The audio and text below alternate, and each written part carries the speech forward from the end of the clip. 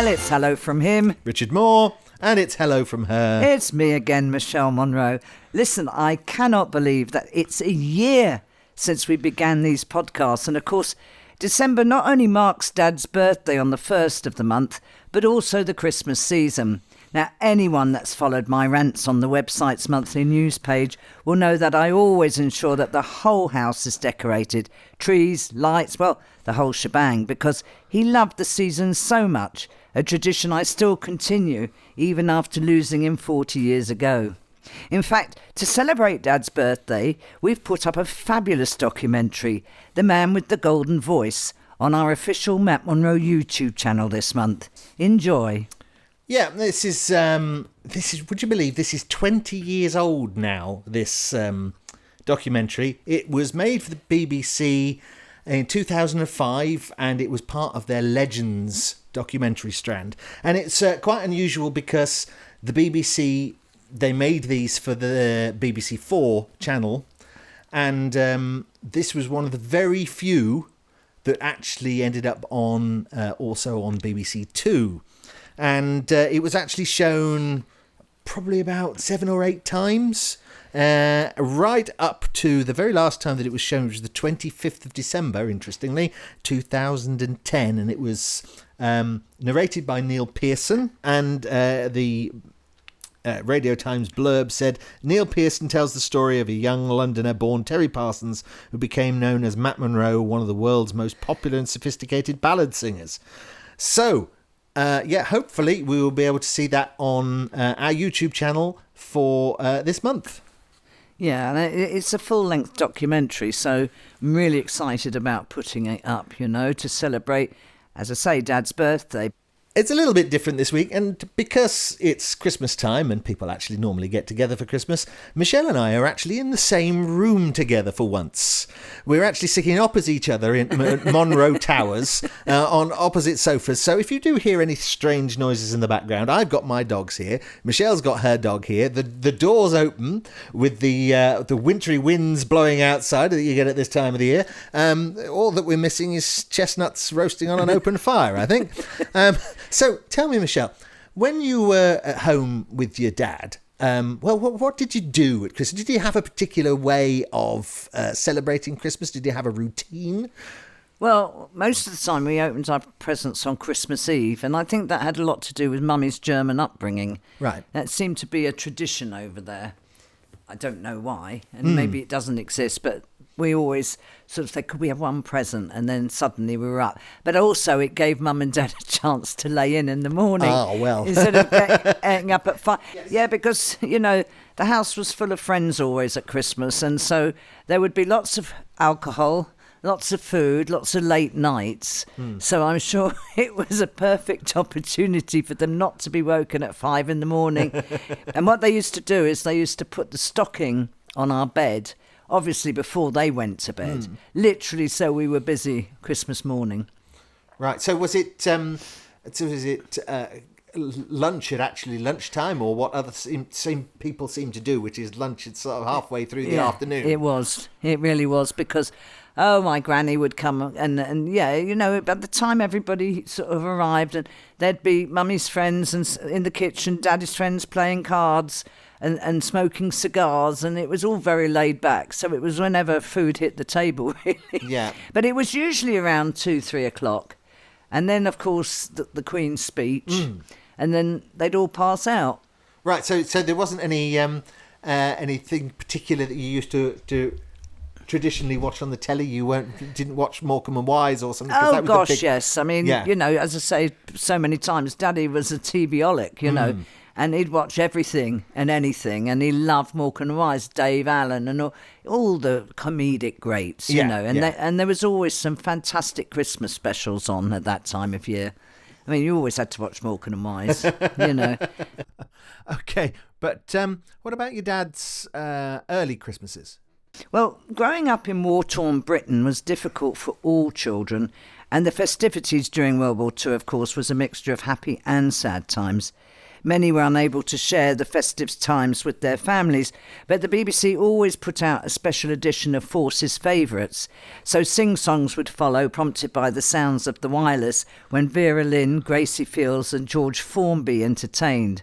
Once Dad had established himself in the industry, I think really that had a lot to do with why he would always make sure the family were together for Christmas. It gave him the spirit, the energy and the hope for better times to come. In fact, he first met Mum at a Christmas party in 1956. Mum was Britain's first female music plugger and worked for Mills Music. The company wanted to put Dad on their list of contacts, so asked Mum to invite him to the party. And Dad said he would only go if Mum went on a date with him, but she refused. But he arrived at the party anyway. He kept asking Mum out, but it wasn't until March 1957 that she finally agreed.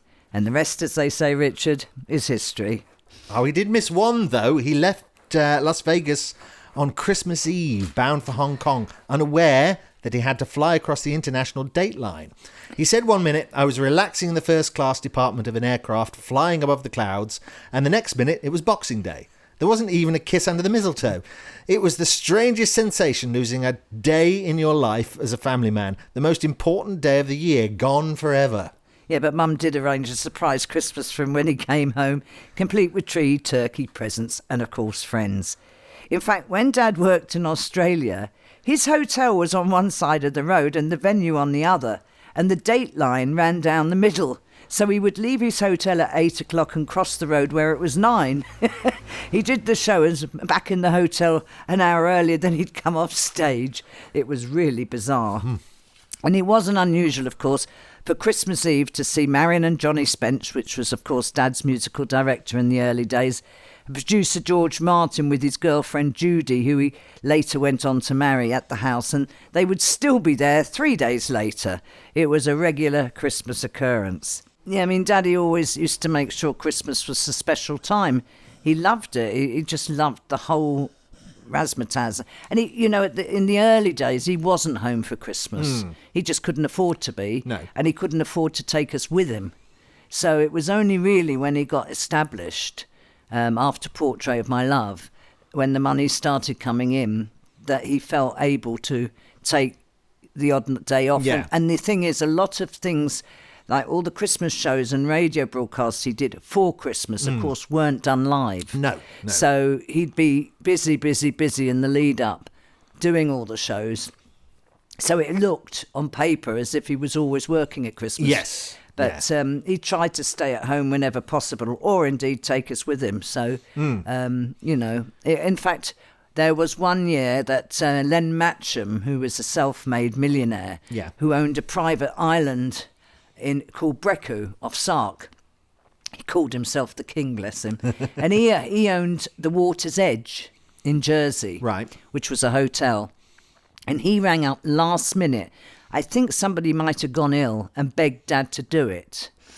But he couldn't. There wasn't time to pack me, Mum and everybody up. So he did do it. But out of that, we got a 5-week free holiday in Jersey, all of us, later in the year, which was wonderful. And then we went to the island. And that was a really special, because Len Matcham was fabulous and his lady Sue was fabulous. But Len didn't like children particularly. And he'd never, ever had children on his island. So it was a big thing. Right. Yeah. But the island was completely uninhabited, other than the caretaker, his wife, and then his helicopter pilot, if he had flown in, and his captain for his boat. But then it was just a menagerie of free-roaming animals everywhere. Donkeys and horses and chickens. And, I mean, we had a ball. Yeah. And there was a little cottage that we stayed in, and it was at Jacob's Point. And Len gave us the cottage after that first day, gifted it to Mum and Dad, and then renamed the area Monro's Point. Oh, that's lovely. So that was a lovely time. So if your dad did have to work over Christmas, did you ever delay it and have it on a different day, or did it just not work out like that? Well, as I say, there were times that he was delayed a day or two. Flights aren't always consistent. Indeed, yeah. But to be honest, there's nothing that actually sticks out that like, oh my gosh, Dad wasn't there. Whereas birthdays, never made a birthday. Yeah. I've got stacks of telegrams from all the missed birthdays. But as I say, he made up for it in other ways. I mean, I have to say, and I know this probably sounds really corny to everybody, but I couldn't have been more loved. Yeah. He was such a wonderful dad when he was home. And if he was away, he'd send telegrams and try and ring. And, he did stay in constant contact. So I didn't really feel left out. Right, yeah. Yes, it was difficult sometimes, when he was away. But then when he did summer seasons, he'd pack us all off for the summer to wherever he was appearing. And we'd be there like 5-6 weeks of the school holidays. Yeah. And so we had that. And also, of course, he did a record number of appearances at Talk of the Town. Well, actually equalled it with Tony Bennett. They had a rivalry going on about who'd appear there the most. And unfortunately, Talk of the Town closed down and it was a draw at 8 each. But when Dad did Talk of the Town, which was in London, he could be home every night. Yeah. So that, we had all that as well, So, as I say, he made up for it. In November 1980, while we were all on a 5-week holiday in Barbados, Agent Michael Black rang Mum and Dad excitedly explaining he'd just bought a property in Deerfield Beach, Florida. The upshot was that my parents flew over to Florida the next day. 2 days later, Dad rang me and told me to grab my brother and grab a flight over as they'd bought a condominium, and we then spent the whole of December there. We never did go back to Barbados. Well, that was quite sad, actually. But one of the funniest things was that first Christmas there, because Mum went to the supermarket and bought what was labelled a cooking fowl, as well as all the trimmings for a wonderful festive lunch. She cooked the turkey for the appropriate time, but when it came out, it was incinerated, as it was in fact a chicken. Mum was in tears, but Dad actually admitted he didn't really like turkey anyway. And then I said the same, and then my brother admitted the same, and Mummy sat there wide-eyed, asking us why she'd been bloody cooking it for all us for 21 years. Of course, we all fell about laughing, but we ended up at the deli down the road eating lox and bagels. It was wonderful. We all had a great time in Florida. And in fact, other friends followed suit and bought properties. Dickie Davis, of course, Ernie Wise, Jimmy Young and Bob Monkhouse. So there was never a dull moment. The following year, Matt in fact decided to move permanently to Florida, although he retained his London home. This decision was taken in order to cut down on the vast amount of commuting to overseas engagements. It also allowed him to indulge in one of his favourite pastimes, golf. As you've mentioned, he wasn't particularly brilliant at the sport, and he would often joke that his clubs were not used to him yet. It was also summed up by Matt Jr. on This Is Your Life, and he said that he had only 2 ambitions. One was to be a singer just like his dad, and the other was to play golf, but not like his dad. I've recently taken up golf again. My son is a very low handicap, a very good player, and I gave up golf about 6 years ago. Well, I gave me up. I found I wasn't enjoying golf anymore, which is, with my handicap, you've got to enjoy it, otherwise you're a masochist. It's as simple as that. So I gave it up, but my son talked me into it, and I was down in Bournemouth a few months ago, and I went out and played for the first time, and it was great fun. I only played 9 holes. It was great fun, and then we went off to Florida for a holiday, and where I disappear to more and more frequently these days, because I have a little apartment there, which is very, very nice, and I like the sunshine. I'm not a sun worshipper, but I like the heat, and I found I was playing every day. And eventually I got a set of clubs again, and I bought myself the shoes, and now I'm playing golf pretty regularly again, and I'm enjoying it. And I've got to the stage, or the age maybe, where if I'm playing badly, which is every single day, believe me, it doesn't bother me. I'm out there to enjoy myself. No, I'm not going to compete in the Open at any stage in my life. In fact, I probably wouldn't even get to watch the Open. But I just get out there and enjoy it, and it's a great relaxation. I can't think of anything better. I loved living in Florida because if Dad was home, we played golf most mornings. But one of the oddest moments was when we were playing Crystal Lake in Pompano Beach. Now, there's a par 3 hole over water with a carry of about, 185, 190 yards to clear the water before you hit the green. So we were playing a 4-ball and the others had all taken their shots. So Dad placed his tee, lined himself up, and just when he got to the top of his swing, a crocodile came lumbering out of the lake. His club flew out of his hands in the reverse direction. The ball stayed where it was, and Dad nearly had a heart attack. It was really funny. But another incident was when Dad and my brother were playing golf. Undeniably, Matt Jr. was a much better player than Dad and wanted to show off his ability. Teeing off at the first hole, Dad was in such a hurry to get to his next shot that he tore off in the buggy, zigzagging along the small lanes, and took the turning too sharply. The buggy overturned with Dad trapped underneath and his brand new 5-wood lying beside him in two pieces. My brother let him win the game. But as we've always said, Daddy was so accident prone, you know. But Florida was a golf player's dream with hundreds of lush fairways and greens to choose from. Of course, Dad had to buy all the kits. After all, he had to look the part. And dressed in matching coordinates, he set off for his round with his friend Woody Woodbury. At the 11th hole, his ball didn't quite make the distance, falling short of the green at the side of the lake. Woody played an almost identical shot. The two men went to the side of the lake to retrieve their balls. Dad was just out of arm's reach, and taking his 7-iron, tried to use it to steer the ball back to the edge. It just needed a bit more effort, and leaning over too far, he lost his balance and fell headfirst into the water. And after the incident with the crocodile, he didn't wait around. You've never seen anyone clamber out of the water so quickly. It was like watching a human roadrunner. Beep, beep. But if Dad was offered work during the Utah season, he would take us with him. The best memory for me was when he was asked to work Christmas and New Year's Eve in Jakarta. Now, on the 16th of December, we all departed from Heathrow Airport on Singapore Airlines for Jakarta, or so me and my brother thought. We'd been told we would all be spending the seasonal holidays at the Jakarta Mandarin, which we were very excited about. 16 hours later, the aircraft stopped in Hong Kong for a refuel, and it was only at that point that Mum and Dad sprang their surprise. We would have 6 days in Hong Kong together before flying on to the Indonesian city. We couldn't believe it, because I'd begged Dad to take me there for so many years that the reality was completely overwhelming. We went everywhere: Hong Kong Island, Aberdeen, the tramway to Victoria Park, the Star Ferry, Stanley Market, Nathan Street and Kowloon. But my favourite was the girly bar Bottoms Up that Dad's very good friend Pat Seffron ran. Of course, all Dad's friends came to see us, including correspondent Ted Thomas and radio disc jockey Ray Cordero. Yeah, he was known professionally as Uncle Ray and was a fixture of the music scene in Hong Kong for some 7 decades.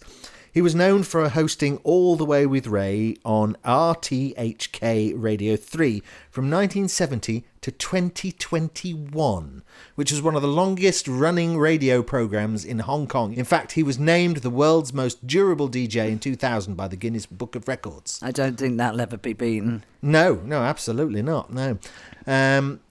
Yeah, in fact, he met Matt whilst working for Radio Hong Kong, and together with Ted Thomas was responsible for producing the Forces talent show at the Chiro Club, which was at Murray Barracks.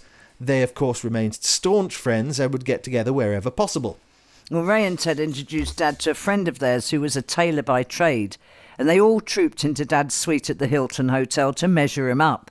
The next day, 2 suits, 2 day jackets and several silk shirts were delivered, compliments of his friends. Thereafter, every time Dad was in Hong Kong, he had the tailor come over so he could take home a new suit, or 3.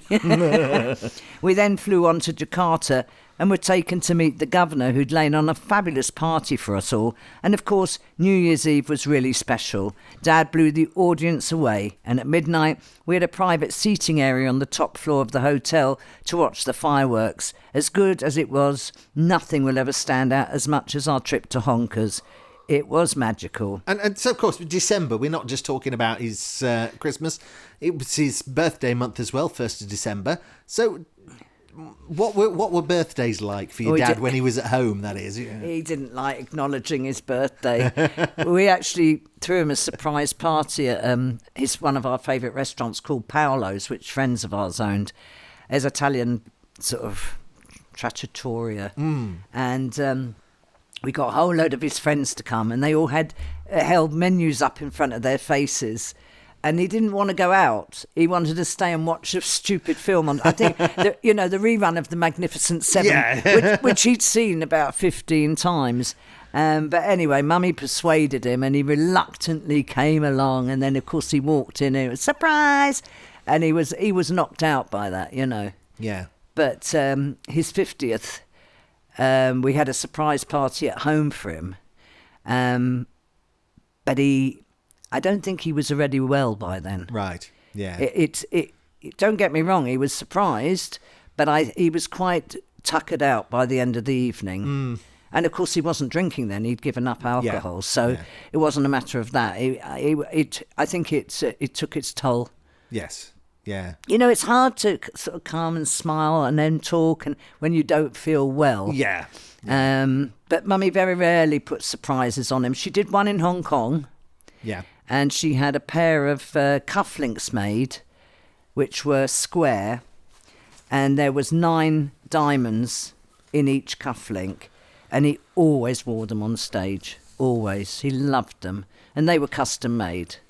And he had a big birthday cake in the Hong Kong Hilton. Right, yeah. That was there, yeah. So, she had her moments, but it was very, very difficult to put one over on any of them. I mean, when they were doing This Is Your Life, you've got to remember this. Mum and Dad adored each other. Yeah. They didn't do things separately. Mum's only time she ever went out was to a dressmaker. And yet suddenly she was going out all the time. And then a phone call came and a guy asked for her. And Dad had answered, and the guy hung up. And Daddy thought she was having an affair. So that didn't go down very well. But she still didn't admit that it was the show, because in those days, I don't know about later on, but it was live. And if the surprise guest found out, it was cancelled. Yeah. And they had code names, and Daddy's code name was Carpet instead of Matt. Yes. So, there was a lot of skullduggery for quite a few months. Yeah, I can and imagine. they flew in Bin Rodriguez, and all sorts of people flew in. Sammy Davis flew in, and it was a fantastic night. But, again, work got in the way, because he was opening at Talk of the Town that night. Yeah. He'd gone there because it was his 21st year in show business. So he went there for a big press call. And then Eamon Andrews came down on one of those pulley systems from the roof, dressed as a chef, with his back to Daddy, and Daddy was sitting on the stage with a whole load of showgirls having his photo taken, and then Eamon's coming down with the big cake. Yeah. And that's how he was surprised with This Is Your Life. But the thing is, there's a massive party afterwards, but Daddy had to open at the Talk. Yes. Yeah. So, there wasn't time, and Sammy literally flew in for 20 hours, literally just to do the show for Dad. He had gone in and he flew straight back out. So he had very little time with people he hadn't seen for years. No, it's a real So shame. surprising Daddy was difficult. Yeah. I can imagine. I mean, I know where he comes from there, because I'm not somebody who likes to get sudden surprises. Oh, you're dreadful. I know, I'm awful. But, of course, your dad never did panto, and that doesn't surprise me at all. But there was one occasion that he appeared as a panto dame. Can you remember what that was on? Oh, that was on Generation Game. That was so fun. But he did that because of Bruce, Bruce Forsyth, because they were great friends, really good friends. And again, that stemmed from summer seasons in the early years. See, those summer seasons were 16 weeks. Yeah. You made staunch friends for life. And funny enough, there was Bruce, there was Tarby, there was Mike and Bernie, there was Morecambe and Wise, Dave Allen, and they were friends for life. It didn't matter if you didn't see them for a year. It was like they'd never been apart. So he did it for Brucey, and then he had to dress up as a dame, so that the contestants had to guess who he was. Yes. And one thought he was Charlie Drake. Yeah, we'll have to see whether we can manage to wrestle that out of the archives at some point. It's a wonderful clip. And it just shows what a great sense of humour he had, because he really did look quite ridiculous. And the thing with Dad, he got very embarrassed at some certain times. So at the very end, he pulls his wig off as if it's going to make all the difference, as if there wasn't makeup all over his face, you know. And then he sings a few bars of Born Free to show everybody who it actually was. Yeah, and the other time he appeared on the Generation Game was also in December, and that one was I think that was Guess the Voice with that one, where they'd got various people, various singers hidden behind the scenes, where they had to sing a little bit of a Christmas song, and they had to try and guess who it was who was singing. Now, it's been a long time since I've seen that clip myself, so I can't remember whether they actually guessed your dad or not. But yeah, that was his other appearance on the Generation Game. So other Christmas TV appearances he did. There was one particular one. It was just after Christmas, actually. It was on New Year's Eve, which was the Cilla Black Show, and there's a wonderful clip that you'll find on our YouTube channel of him performing with Leslie Crowther and Cilla, called Crowther, Monro and Back. That's a love really that sketch. good. Absolutely, yeah, it's really love it. different. And another thing, later on, there's also another New Year's Eve special that he did with Sid Lawrence.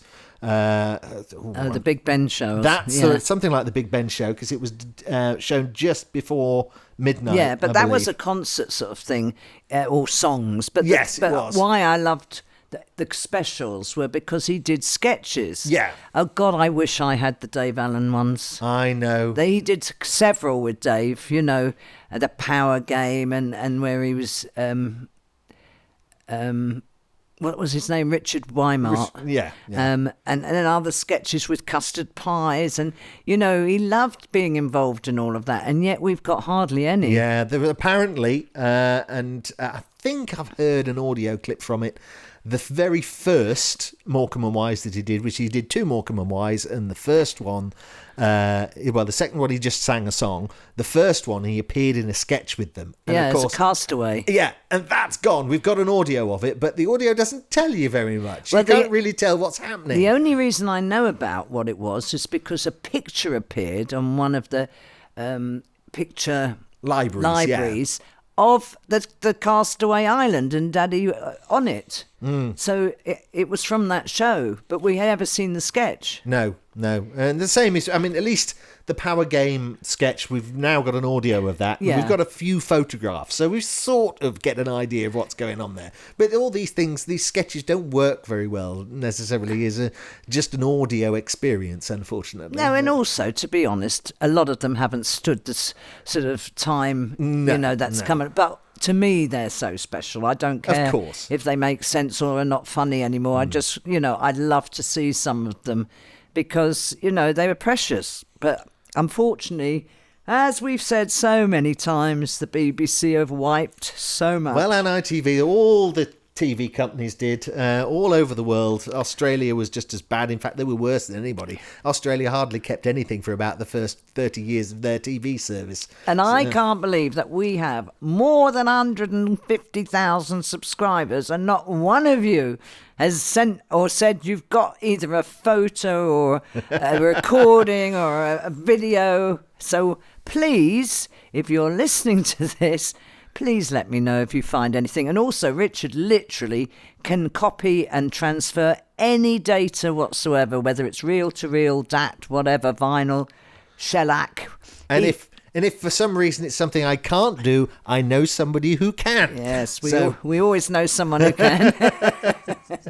So that's your task for the new year. Indeed, absolutely. What wonderful memories, and I hope all our listeners have a magical Christmas season with friends and loved ones. We hope you join us next month on Matt's official podcast so we can officially wish you a happy new year. And as usual, if you have any questions or stories or anything you want to chat to us about at all, please contact us on pod@mattmonro.com. That's pod@mattmonro.com. And until then, we'll see you next month.